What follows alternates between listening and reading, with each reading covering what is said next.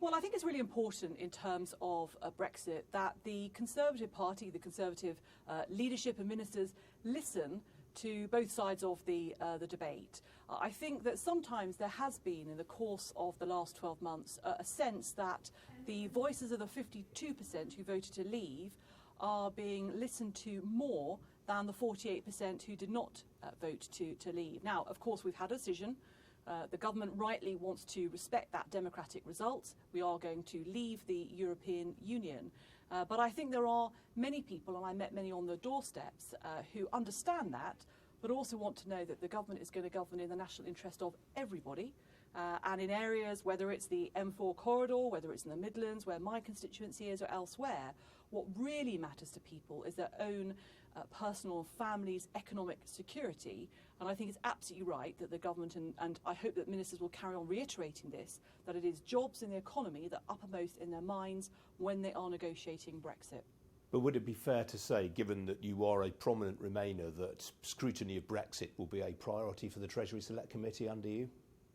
I think it will be. I think it's going to be a priority for a number of select committees with relevant remits. But yes, I expect that we will be looking very closely at decisions made by the Treasury in the light of the decision to leave the European Union. The Treasury is obviously responsible for the UK's relationship with the single market.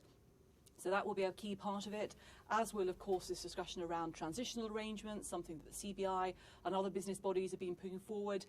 And, of course, the City of London and our financial institutions are hugely important, both the amount of tax that they pay, the people that they employ, the work that they do, the reputation that they carry that represents global Britain. And we want to make sure we're asking questions about how that is being supported and continues to be supported too.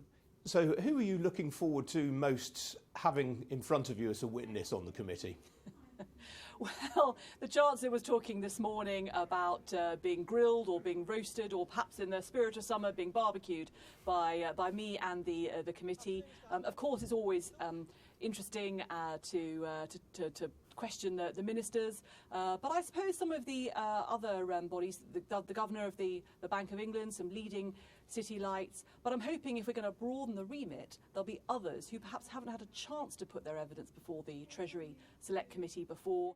What did you make of the photograph of David Davis yesterday with Michel Barnier? Michel Barnier had a stack of papers in front of him. David Davis didn't. It fed into a narrative in some quarters that the government isn't particularly prepared for these negotiations. What did you make of that? Well, look, I think it's a photograph. I mean, I know from my conversations with David Davis, I think he said in the past that he's taken 1,000 pages of notes in the course of the last year from people who have been to see him, from the meetings that he's been at, where people have set out clearly what they hope to get from the negotiations, the things that are important to them. It's a question of, I suppose, whether the officials around him had all the paperwork. You can have all the paperwork you like, I know, as a minister, but ultimately, actually, you'd often have in these meetings, you need 3 or 4 key points that you're going to be discussing, and I've no doubt that David Davis had those at the front of his mind. Now, we've heard separately today from the Prime Minister's spokesman that she read the Riot Act to the Cabinet today, told them to show strength and unity, and that's after 3 days of leaks and briefings and counter-briefings. Should those responsible be sacked, in your opinion? Well, in my experience, having been a whip, I don't think you should ever second-guess the Prime Minister's decision about who he or she has in their cabinet.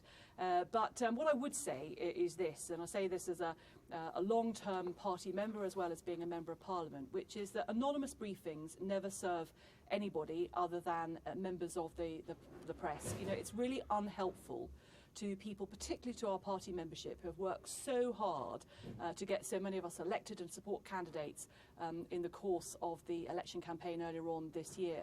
And I think that it is incumbent on us now. We have a government, we have a Queen's speech that's got to be delivered, we've got plenty of things to be getting on with as a country, and I think that the Prime Minister was absolutely right to remind everyone of exactly what collective responsibility means. A hand on heart, how long can this Prime Minister survive? And should she?